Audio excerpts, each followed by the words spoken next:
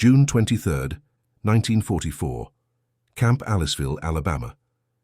The summer heat pressed down like a heavy wool blanket, making the air shimmer above the dusty parade grounds where hundreds of German prisoners of war now called home. Lieutenant Margaret Sullivan wiped a bead of sweat from her brow as she made her way toward the camp hospital, certain that her assignment to this remote POW facility would be uneventful and forgettable.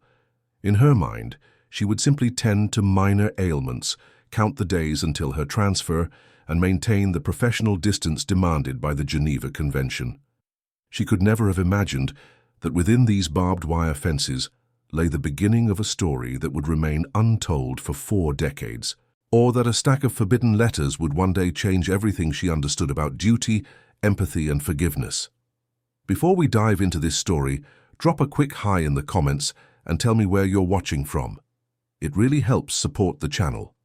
This is the extraordinary account of how an American nurse and a German prisoner of war forged an impossible connection through secret correspondence that would remain hidden for 40 years, revealing how the quiet acts of compassion during humanity's darkest chapter could transcend the divisions of conflict and transform 2 lives forever.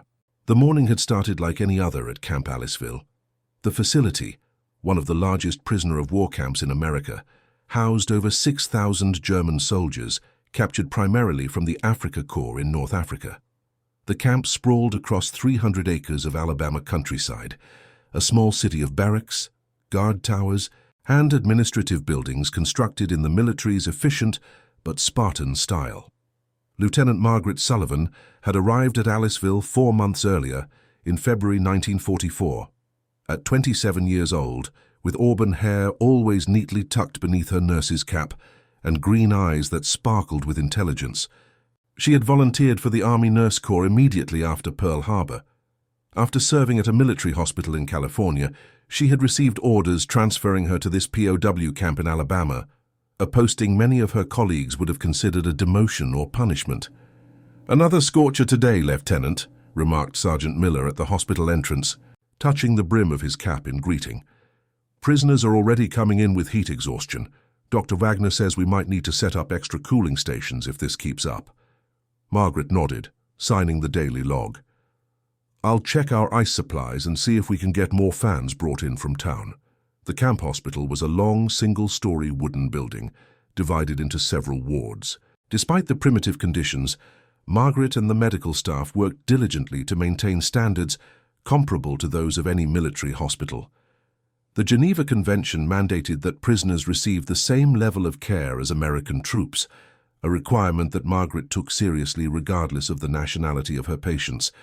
As she walked through the main ward, her shoes clicking against the wooden floor, she took note of the dozen or so patients currently under care. Most suffered from heat-related issues, though there were always the typical ailments found in any confined population: respiratory infections, minor injuries from work details or sports, and occasionally more serious conditions requiring surgery. "We have a new admission, Lieutenant," said Nurse Jacobson, handing Margaret a chart. "Came in early this morning with pneumonia. Temperature of 103. Dr. Wagner started him on penicillin, but he's asking us to keep a close eye on him." Margaret reviewed the chart. Friedrich Weber, 29 years old, captured at El Alamein in November 1942. Former professor of literature at Heidelberg University before being conscripted into the Wehrmacht. No prior medical conditions noted. "I'll check on him now," Margaret said, walking toward the isolation room where they kept patients with potentially contagious conditions. The man lying on the bed looked nothing like the propaganda images of fierce German soldiers that plastered American newspapers and Bond advertisements. Friedrich Weber was tall and lean, with dark blonde hair cut short in military style. His face, though handsome, was gaunt from illness, his cheeks flushed with fever. Despite his condition, he attempted to sit up when Margaret entered. "Please, remain lying down," she said, instinctively reaching out to ease him back. "Thank you, nurse me," he replied in careful, accented English. "I apologize for causing trouble." His politeness surprised her. Many of the German prisoners, especially those who had been officers, maintained a cool formality with the American staff. Some were openly hostile, clinging to their belief in eventual German victory. No trouble at all, Margaret replied professionally. I'm Lieutenant Sullivan. I need to check your temperature and listen to your lungs. As she placed the thermometer under his tongue, she noticed a small book on his side table. Whitman's Leaves of Grass from the camp library, a bookmark placed about halfway through. Do you read American poetry? She asked after removing the thermometer. 102.6, the fever had come down slightly. Friedrich's eyes brightened despite his illness. Whitman understands the contradiction of the individual and the collective, he said, his words careful and measured. Something I find relevant to our times. Margaret raised an eyebrow as she recorded his temperature. I wouldn't have expected a German soldier to appreciate Walt Whitman. Before I was a soldier, I was a professor of comparative literature, he replied with a weak smile. And perhaps I am a poor German soldier precisely because I appreciate Whitman too much. Their conversation was interrupted by the arrival of Dr. Wagner, a gruff but competent physician in his 50s, who had been called out of retirement when younger doctors were shipped overseas. How's our patient doing, Lieutenant? He asked, taking the chart from Margaret. Fever's down slightly, but still elevated, she reported professionally. Respiration remains labored. Dr. Wagner examined Friedrich thoroughly, listening to his chest with a stethoscope and checking his throat and eyes. The penicillin seems to be working, but slowly. Continue with the current treatment, and let's add cool compresses to help with the fever. I want his temperature checked every 2 hours. Yes, doctor, Margaret replied. As Dr. Wagner left, Friedrich caught Margaret's eye. Your doctor. He treats me no differently than he would an American soldier. That's our duty under the Geneva Convention, Margaret replied automatically. Perhaps.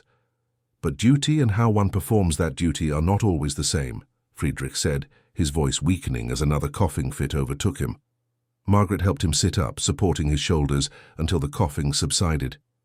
You should rest now. Not philosophize, she said, but without harshness. I'll be back to check on you in 2 hours. Throughout that day and the following week, as Friedrich slowly recovered from pneumonia, Margaret found herself drawn to his bedside more often than strictly necessary. Unlike many of the other prisoners, who either avoided conversation or spoke only of home and family, Friedrich engaged with ideas, discussing literature, history, and even politics, with a thoughtful perspective that challenged her assumptions. How did someone like you end up in the German army? She asked one afternoon, while changing his bandages from where the IV had been removed.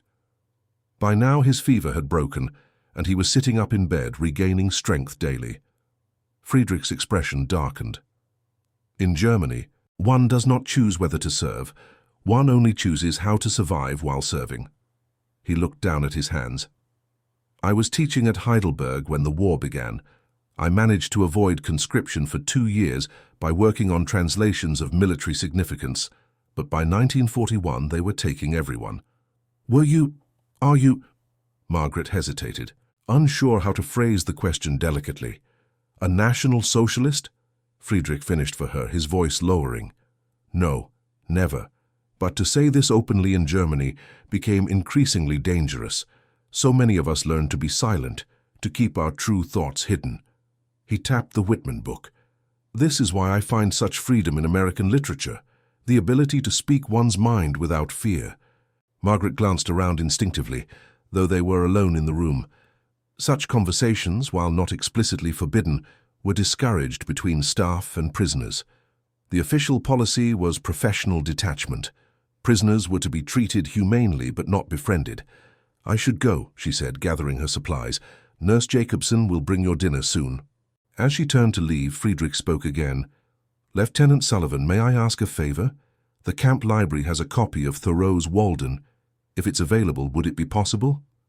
I'll see what I can do, Margaret replied, surprised at her own willingness to grant his request.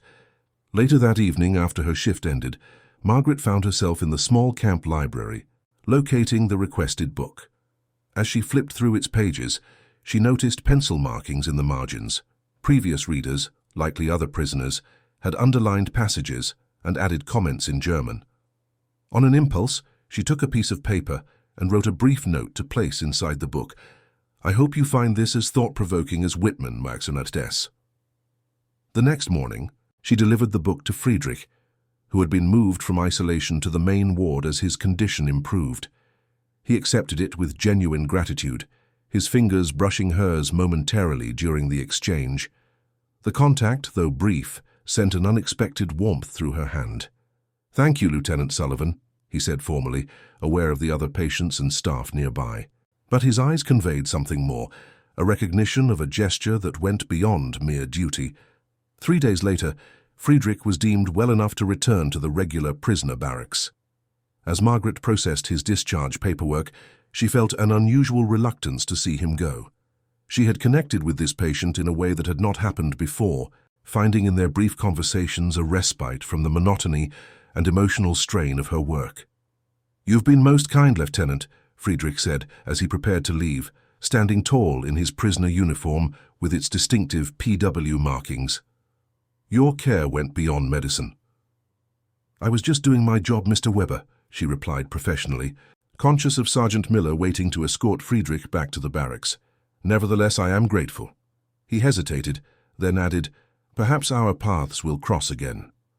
Margaret nodded non-committally, though the camp's strict segregation made such an encounter unlikely outside of another medical emergency.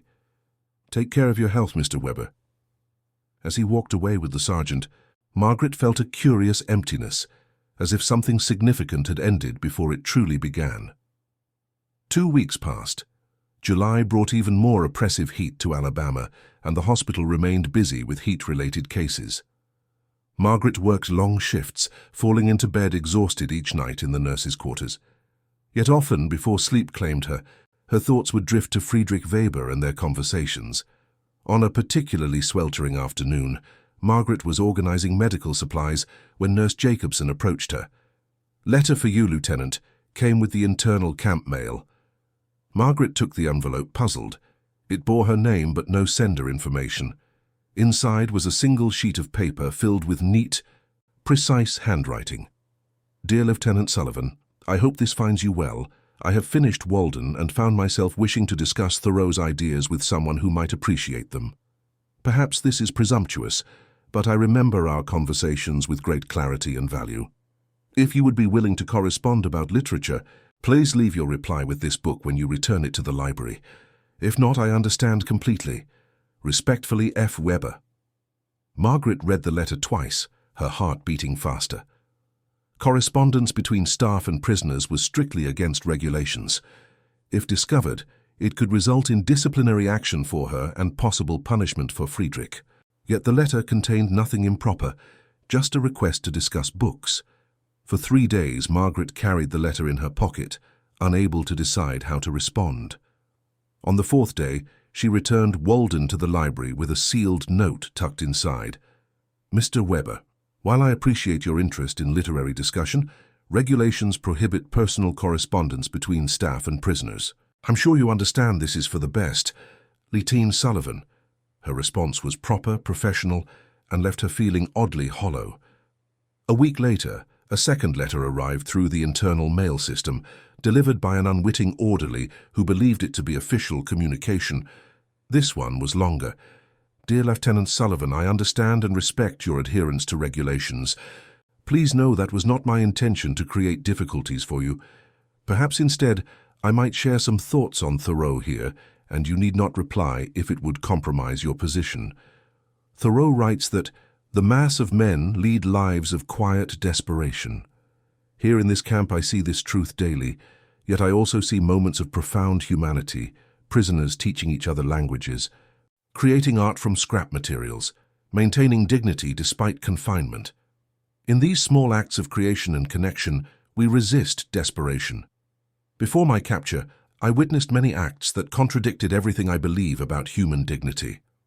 I remained silent too often, telling myself I was powerless to change anything. Now, in captivity, I paradoxically feel more freedom to reconsider what courage truly means. Your kindness during my illness, the books, our conversations, reminded me that humanity transcends national borders and military uniforms. For this reminder, I am grateful. Respectfully, Friedrich. This letter, more personal than the first, left Margaret in a quandary. The proper course of action would be to report it, or at minimum to ignore it entirely. Instead, she found herself composing a reply that evening in the privacy of her quarters. "Mr. Weber, your letter places me in a difficult position. However, I cannot deny that our conversations about literature were a welcome diversion from the routines of this place. You mentioned Thoreau's observation about quiet desperation. I've often thought about this since coming to Aliceville. Many of my colleagues view this assignment as a kind of exile from real nursing at the front. Yet I found purpose here, perhaps precisely because the work requires looking beyond uniforms to see the person underneath. If you wish to continue this literary discussion, I propose a compromise. The library has a copy of Emerson's essays. I will place my letters inside this book, and you may do the same when you return it. This way we engage only in an exchange of ideas, nothing more. I must insist that you destroy this letter after reading it. Regards, Margaret Sullivan." This began a correspondence that would continue for 8 months, conducted through books exchanged via the camp library. Their letters evolved from discussions of literature to deeper reflections on the war, their lives before it, and their hopes for the world that would emerge after.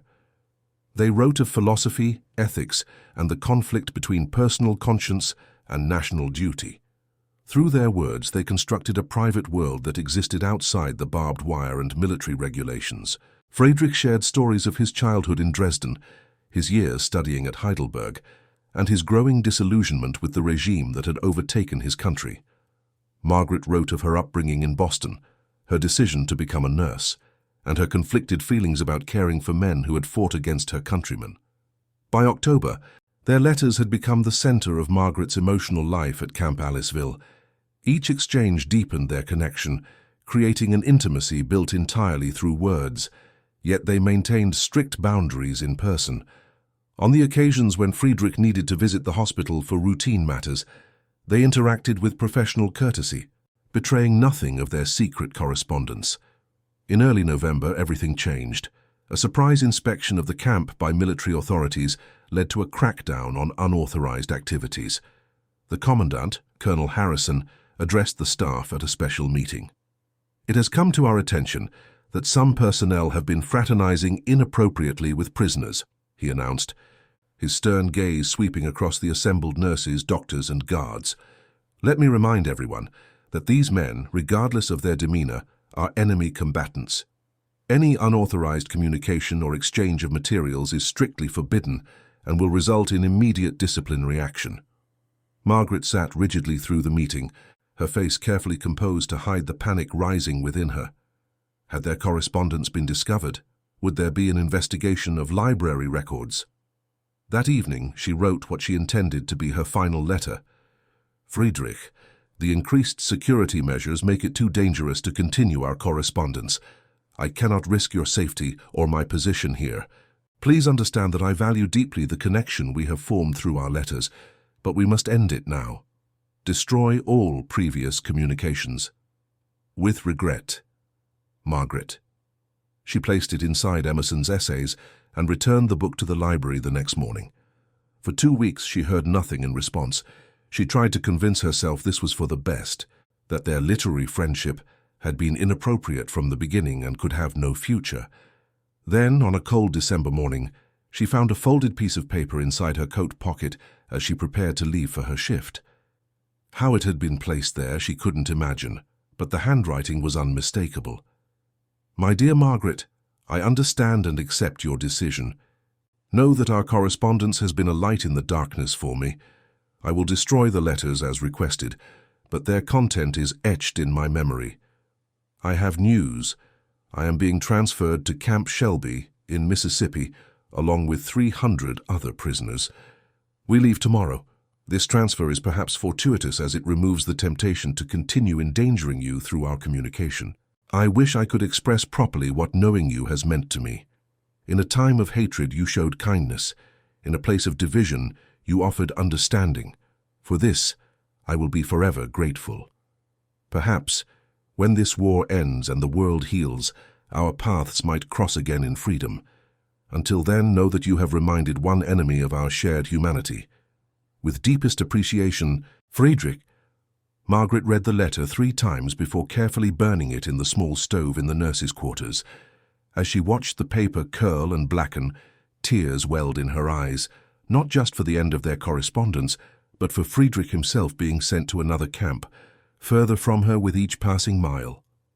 The next morning, she watched from a distance as a convoy of trucks loaded with prisoners departed Camp Aliceville. She could not distinguish individual faces from where she stood, could not know for certain which truck carried Friedrich. As the last vehicle passed through the gates, she whispered a silent goodbye to the man she knew only through words on paper, yet who had touched her life so profoundly. Christmas came to Camp Aliceville with modest decorations and special meals for both staff and prisoners. Margaret moved through the holiday season in a fog of melancholy, performing her duties with professional competence, but finding little joy in the festivities. In January 1945, news of the war's progress in Europe brought changes to the camp. As Allied forces advanced steadily toward Germany, the mood among the prisoners shifted. Some grew more defiant, clinging to impossible hopes of German victory, while others began to contemplate life in a defeated homeland. Margaret often wondered how Friedrich was faring at Camp Shelby, whether he had found another sympathetic ear for his thoughts, or if he had retreated into the isolation that seemed to be his natural state before their correspondence. She checked casualty and transfer lists compulsively, fearing his name might appear, but it never did. In February, exactly 1 year after her arrival at Aliceville, Margaret received orders for a new assignment. She was being transferred to a military hospital in Atlanta, a promotion that recognized her exemplary service. Her colleagues organized a small farewell gathering, praising her dedication and skill. "We'll miss you, Lieutenant Sullivan," said Dr. Wagner, raising a cup of punch in toast. "You've set a standard of care here that won't be easily matched." "Thank you, Doctor," Margaret replied with a smile that didn't quite reach her eyes. "I've learned a great deal at Aliceville." On her final evening, she walked alone around the perimeter of the camp, staying safely within the boundaries allowed to personnel. From this vantage point, she could see the rows of barracks where thousands of prisoners lived their circumscribed lives, waiting for a war's end that now seemed inevitable. Somewhere among those men had been Friedrich Weber, professor, soldier, prisoner, friend. She had not saved his life with her nursing. His pneumonia would likely have resolved with proper care regardless of who administered it. But he had changed something in her, awakened a capacity for seeing beyond uniforms and nationalities to the complex humanity beneath. As she prepared to leave Camp Aliceville the next morning, Margaret carried with her no physical reminders of Friedrich. All his letters had been destroyed, all evidence of their correspondence erased. Yet his words remained alive in her memory, influencing her understanding of duty, empathy, and the artificial boundaries that separate people during wartime. What she could not know, as her military transport pulled away from the camp gates, was that Friedrich had managed one final act of secret correspondence. Before his transfer to Camp Shelby, he had entrusted a sealed package to a sympathetic orderly with instructions that it be mailed only after the war's end. Inside this package were carbon copies of every letter he had written to Margaret, preserved despite her instructions to destroy them, along with a journal containing his private thoughts about their relationship and his hopes for their future meeting. This package, addressed to Margaret's family home in Boston, would remain undelivered for reasons neither of them could foresee, stored away in a Mississippi post office's undeliverable section due to an incomplete address. There it would wait, gathering dust through the years of peace that followed, its contents a testament to a connection formed across enemy lines, a connection that transcended conflict, that spoke to the possibility of understanding even in humanity's darkest hours. April 12, 1984, Boston, Massachusetts. Margaret Sullivan Hartwell stood at her kitchen window, watching spring rain trace rivulets down the glass while the kettle whistled on the stove. At 67, her auburn hair had long since turned silver, though her green eyes remained bright and observant. She moved with the deliberate grace of someone who had spent decades in the medical profession, her hands still steady despite her recent retirement from nursing administration at Boston General Hospital. When the doorbell rang, she assumed it was the delivery of gardening supplies she had ordered, not the past returning to claim her after 40 years of silence. The man on her doorstep wore the uniform of a postal worker, his raincoat glistening with moisture. "Mrs. Margaret Hartwell," he asked, consulting his clipboard. "Yes, that's me," she replied, puzzled by the official nature of the visit. "I have a special delivery that requires your signature," he explained, presenting a weathered package wrapped in brown paper. "This has quite a story behind it. It was discovered during the renovation of an old post office building in Mississippi. It's been in the undeliverable mail section since 1945, but during the cleanup, they noticed it had your maiden name and managed to track you through military records." Margaret accepted the package with confusion. The paper was yellowed and fragile, the address written in a precise hand she hadn't seen for 4 decades, but recognized instantly. Her pulse quickened as she signed for the delivery, thanked the carrier and closed the door with trembling fingers. In her kitchen, she set the package on the table and simply stared at it, afraid to open what felt like a message from another world. The return address read simply, F. Weber, Camp Shelby, Mississippi. Friedrich Weber, the German prisoner of war she had nursed back to health, the man whose letters had sustained her through the loneliest period of her wartime service, the correspondence she had terminated to protect them both. Margaret made herself prepare a cup of tea first, performing each step with deliberate precision to calm her racing heart. Only when she was seated with the steaming cup before her did she carefully begin to unwrap the package, taking care not to tear the fragile paper. Inside was a leather portfolio, its surface cracked with age but still intact. A letter was affixed to the front, sealed in wax that crumbled at her touch. The paper inside was brittle but legible, the handwriting unmistakably Friedrich's. "My dear Margaret, if you are reading this, then peace has returned and my final message has reached you. I entrust this package to be mailed after the conflict ends, containing carbon copies of every letter I wrote to you and a journal of thoughts I could not share during our correspondence. I have respected your wish to end our communication, but I cannot bear the thought that our connection might disappear entirely, as if it never existed. These letters represent something pure that flourished in the midst of hatred and destruction. They deserve to survive, even if we never meet again. Whatever the future holds, know that you changed me profoundly. Through your kindness and understanding, you showed me that humanity can transcend the artificial boundaries of nationality and conflict. For this gift, I will be eternally grateful. With deepest affection, Friedrich Weber, February 18, 1945. Margaret's vision blurred with tears as she finished reading.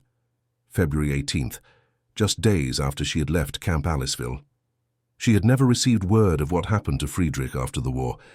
Had he returned to Germany, rebuilt his academic career, found happiness in the peace that followed such devastating conflict? With careful fingers, she opened the portfolio to find dozens of carbon copy pages, each containing a letter Friedrich had written to her during their secret correspondence. Beneath these was a leather-bound journal with entries spanning from his transfer to Camp Shelby until the war's end. Margaret spent the afternoon reading, transported back across 4 decades to the young nurse she had been, remembering the complicated emotions of finding connection with someone designated as the enemy. Friedrich's letters were exactly as she remembered, thoughtful, philosophical, questioning the nature of conflict and human division. But his journal entries revealed deeper feelings he had never expressed directly in their correspondence. February 25, 1945. I wonder where Lieutenant Sullivan is now. The orderly who agreed to hold this package mentioned she had been transferred to Atlanta. I picture her working in a proper hospital, finally receiving the recognition her skills deserve. Does she think of our correspondence, or has the necessity of wartime allowed her to forget this connection between supposed enemies? I cannot forget, though perhaps it would be easier if I could. March 10th, 1945. News from Europe grows increasingly grim for Germany. The other prisoners react with a mixture of despair and denial. Some still believe in miracle weapons that will turn the tide, while others have begun to contemplate returning to a homeland in ruins. I find myself more concerned with the world that will emerge from this catastrophe. Will we learn anything from this suffering? Will the artificial divisions between people weaken, or only grow stronger in victory and defeat? Margaret would have insightful thoughts on this.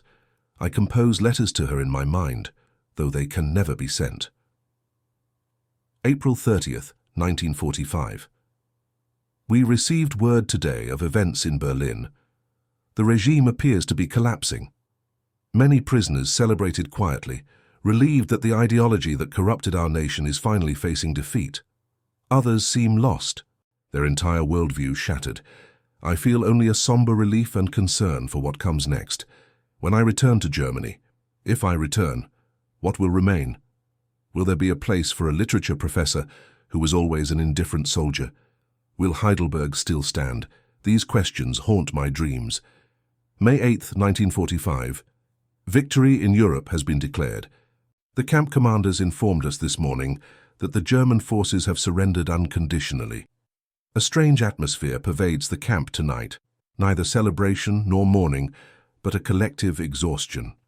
For many, the certainty of continued captivity is easier to bear than the uncertainty of return to a defeated homeland. I wonder if Margaret hears this news with joy, or with the same complicated emotions that many of the medical staff here display: relief that the killing has stopped, but awareness of the immense rebuilding to come. As Margaret continued reading, the journal entries tracked the gradual changes in the POW camp after Germany's surrender. Repatriation began for some prisoners, but the process was slow and complicated by the division of Germany into occupation zones. Friedrich's entries became focused on rumors about which prisoners would return home first, and increasing anxiety about what awaited them. September 3rd, 1945. Some prisoners received letters today describing conditions in Germany: food shortages, bombed cities, displaced populations. The American authorities have been showing us photographs and film reels of the concentration camps discovered by Allied forces. Many prisoners claim they knew nothing of these atrocities, and perhaps ordinary soldiers truly didn't know the full extent. But there was enough evidence of mistreatment that willful blindness seems the only explanation for our collective silence.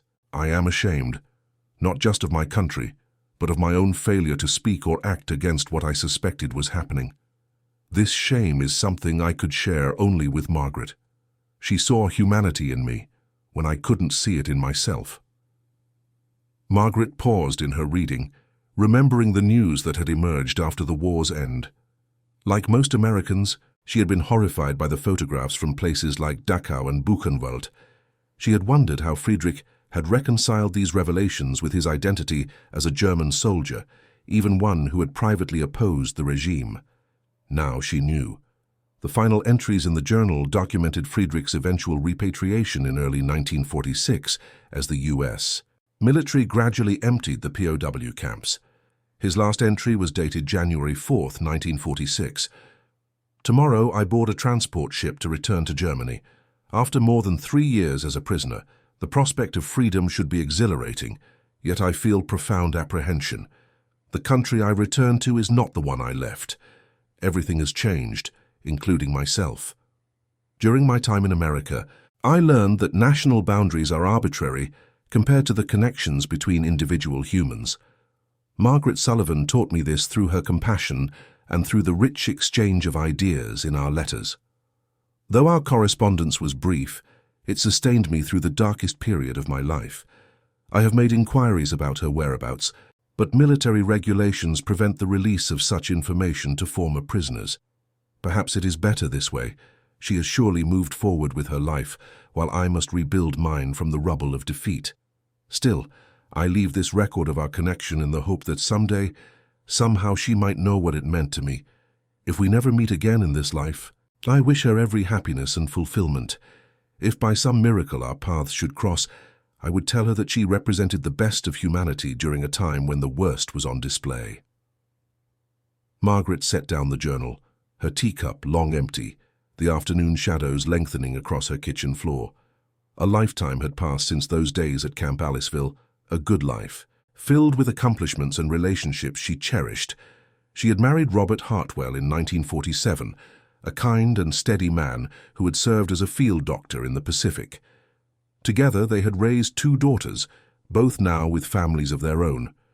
Robert had passed away 5 years earlier after a brief illness, leaving Margaret to navigate widowhood with the same quiet strength she had brought to every challenge. Yet reading Friedrich's words had reopened a chapter she had carefully closed decades ago, revealing feelings she had never fully acknowledged even to herself. The connection they had formed through their forbidden correspondence had been intellectual, philosophical, and deeply human, but also tinged with an emotional intimacy that transcended their circumstances. Margaret rose from the table and walked to her study, where she kept her most important documents. From a drawer, she extracted a small wooden box that had traveled with her through every stage of her life. Inside, wrapped in tissue paper, was a single item she had not been able to destroy: the first note Friedrich had left for her in Thoreau's Walden. She had told herself she kept it as a historical curiosity, a reminder of an unusual wartime experience. Now, holding it alongside his journal, she admitted the deeper truth. The following morning, Margaret made a decision. Setting aside her gardening plans and a scheduled lunch with friends, she instead called her travel agent. "I need information about flights to Germany," she said, surprising herself with the steadiness of her voice. "To Heidelberg, specifically." 3 weeks later, Margaret stood in the medieval university town of Heidelberg, its ancient castle overlooking the Neckar River. The city had been largely spared from bombing during the war, its architecture a testament to centuries of German intellectual and cultural history. The university, where Friedrich had once taught literature, spread across several historic buildings in the old town. Margaret had no real plan beyond visiting the university. The chances of finding information about Friedrich after nearly 40 years seemed remote, but she felt compelled to try. At the very least, she could see the place he had described in his letters, walk the streets he had walked before the war changed everything. At the university administration building, she approached the reception desk with trepidation. "I'm trying to locate information about a professor who taught here before the war," she explained to the young woman behind the counter. "His name was Friedrich Weber, in the literature department." The receptionist directed her to the university archives, where an elderly archivist greeted her with professional courtesy. When she mentioned Friedrich's name, however, his expression changed to one of surprised recognition. "Friedrich Weber, the poet and Whitman scholar?" Margaret felt her pulse quicken. "Yes, he studied American literature. He was at Heidelberg before being conscripted during the war." The archivist nodded enthusiastically. "Professor Weber is quite well known here. He returned after the war and eventually became chair of American Studies. His translations of Whitman are considered definitive in German literature." He peered at Margaret curiously. "May I ask your interest in Professor Weber?" "We corresponded briefly during the war," Margaret replied, choosing her words carefully. "I was a nurse at a POW camp where he was held. I recently found some of his letters and thought to inquire about his life afterward." The archivist's eyes widened with interest. "How extraordinary. Professor Weber retired about 12 years ago, but he still lives here in Heidelberg. He occasionally gives guest lectures." He hesitated, then added, "If you're interested, I could contact him. I'm sure he would be fascinated to meet someone from that period of his life." Margaret felt a wave of emotion so powerful she had to grip the edge of the desk to steady herself. "He's alive, and still in Heidelberg." "Very much alive," the archivist confirmed. "He must be in his early 70s now, but still quite active in literary circles." "Yes," Margaret said, finding her voice. "Yes, please contact him if you would." The archivist made the call immediately, speaking in rapid German that Margaret couldn't follow. After a brief conversation, he hung up and turned to her with a smile. He was quite astonished. "He asked if you could meet him this afternoon at Café Schafhäutler in the Old Town. It's one of the oldest coffee houses in Heidelberg." Margaret thanked him and left the archives in a daze, scarcely believing the turn of events. She spent the intervening hours walking along the Philosopher's Way, a path overlooking the old town that Friedrich had mentioned in one of his letters. From this vantage point, she could see the entire city spread before her. The castle ruins, the old stone bridge, the spires of churches rising above red-tiled roofs. Had Friedrich walked this same path upon his return, contemplating the city that had survived when so much of Germany lay in ruins? At 4 o'clock, Margaret approached Café Schafhäutler, its traditional facade unchanged for centuries. Through the window, she could see small tables with marble tops and bentwood chairs, a setting that seemed to exist outside of time. She paused at the entrance, suddenly uncertain. What would she say to this man after 40 years? What could possibly bridge such a gap? Inside, the cafe was quiet, with only a few patrons engaged in hushed conversations. An elderly man sat alone at a corner table, a book open before him, but his gaze directed toward the door. He rose as she entered, and though 4 decades had passed, Margaret recognized him immediately.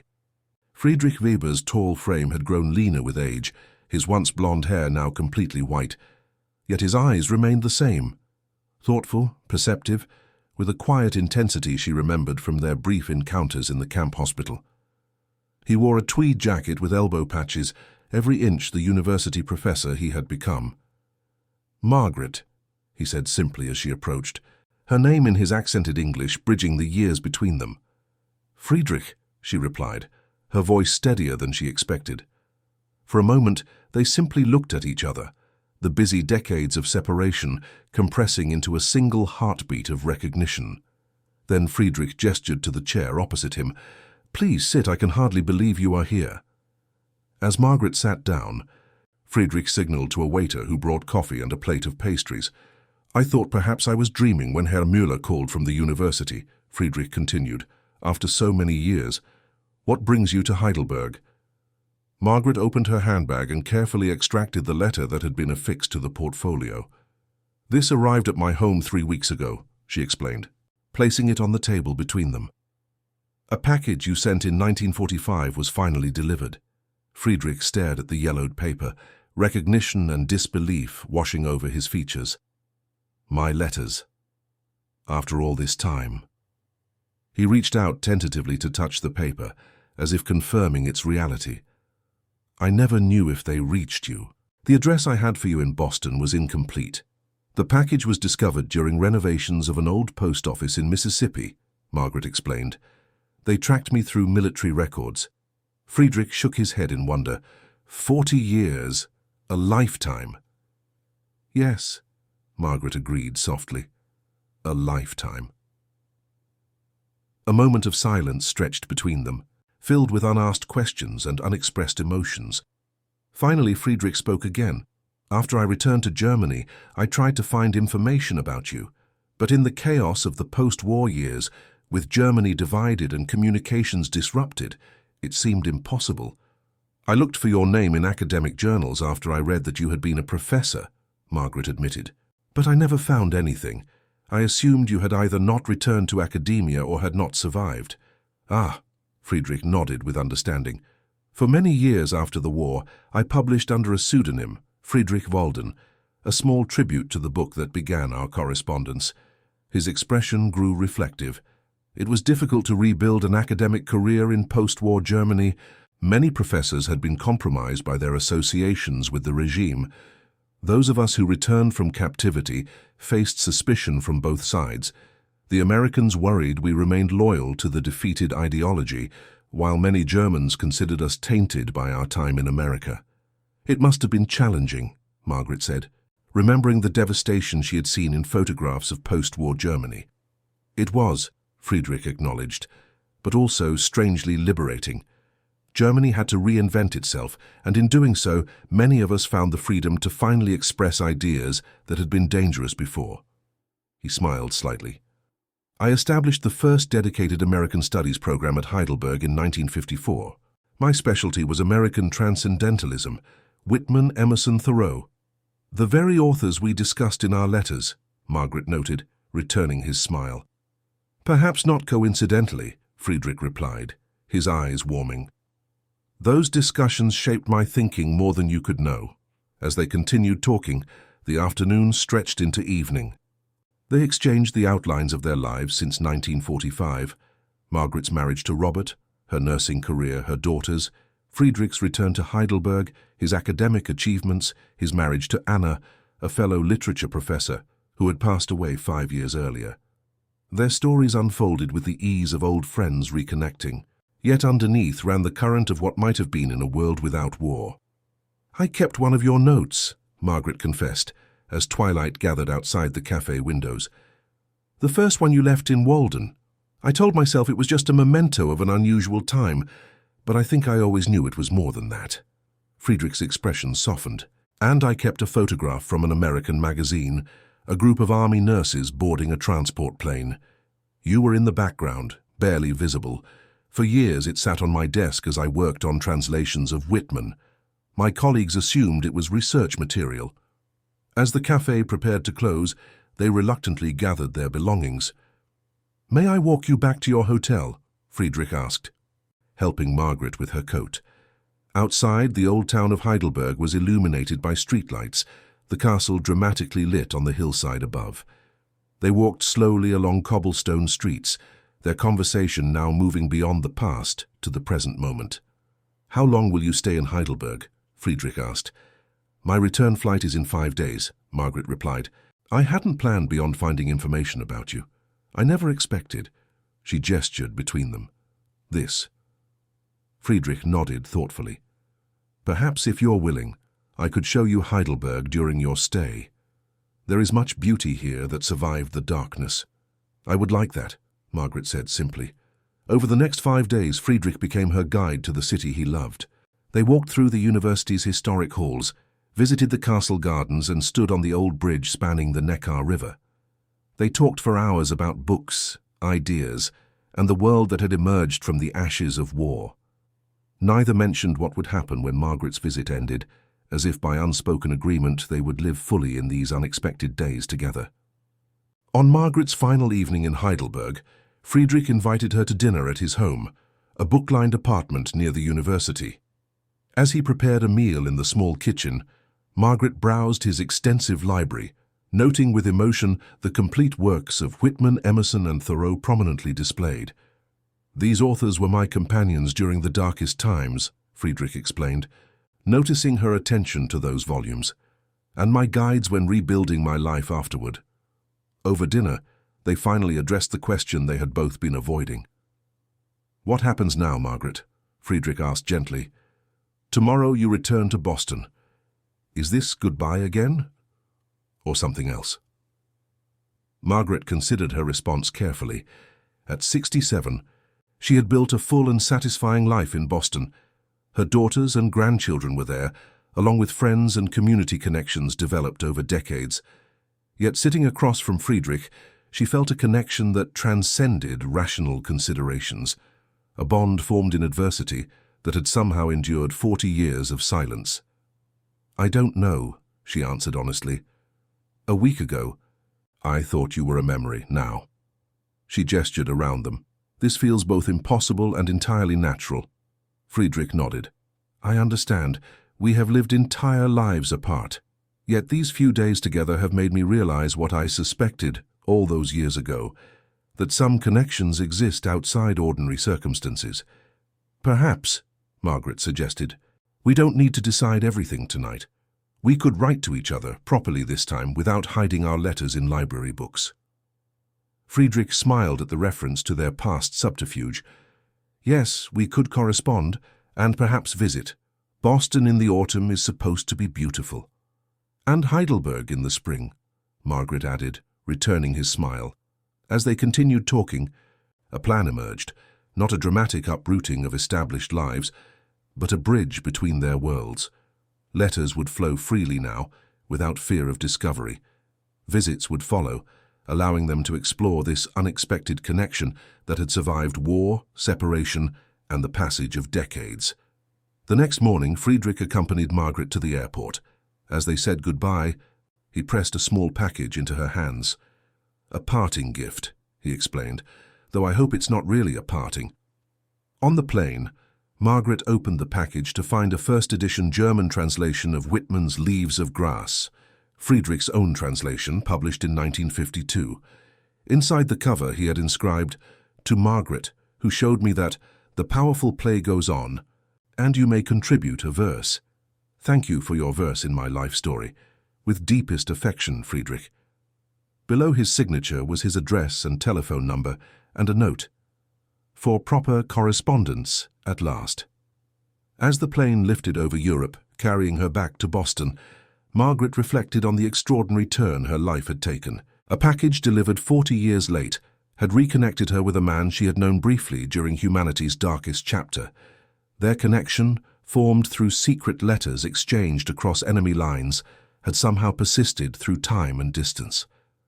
What would come of this renewed connection she couldn't predict, but sitting in the quiet hum of the airplane, Margaret felt a sense of completion, as if a story left unfinished decades ago had finally been granted its proper continuation. Their correspondence, once forbidden, could now flourish openly in a world that had moved beyond the divisions that once separated them. In the years that followed, Margaret and Friedrich exchanged hundreds of letters, visited each other's homes, and introduced one another to their families. Their relationship, part friendship, part intellectual partnership, part unspoken romance, defied simple categorization. What mattered was that two people who had glimpsed humanity across the artificial boundaries of conflict had been given a second chance to explore that connection. In 1990, as the Berlin Wall fell and Germany moved toward reunification, Friedrich visited Boston for an extended stay. Standing with Margaret in her garden, watching autumn leaves drift from the trees, he reflected on the changes they had witnessed. "When we first met, the world was divided by hatred and fear," he said, his hand finding hers with the ease of long familiarity. "Now walls are coming down, borders opening. Perhaps the world is finally learning what we discovered through our letters, that human connection transcends the arbitrary lines we draw between us." "Perhaps," Margaret agreed, thinking of the young nurse and prisoner who had risked punishment to exchange thoughts about Thoreau. Or perhaps those connections were always there, waiting for us to be brave enough to acknowledge them. Their story, spanning war and peace, separation and reunion, embodied a truth often forgotten in the grand narratives of history, that amid global conflict, individual acts of understanding can create ripples that travel across decades. A German prisoner writing secret letters to an American nurse had set in motion a correspondence that outlasted the war that brought them together, demonstrating how the quietest acts of human connection can sometimes be the most enduring. And that concludes our story. If you made it this far, please share your thoughts in the comments. What part of this historical account surprised you most? Don't forget to subscribe for more untold stories from World War II, and check out the video on screen for another incredible tale from history. Until next time.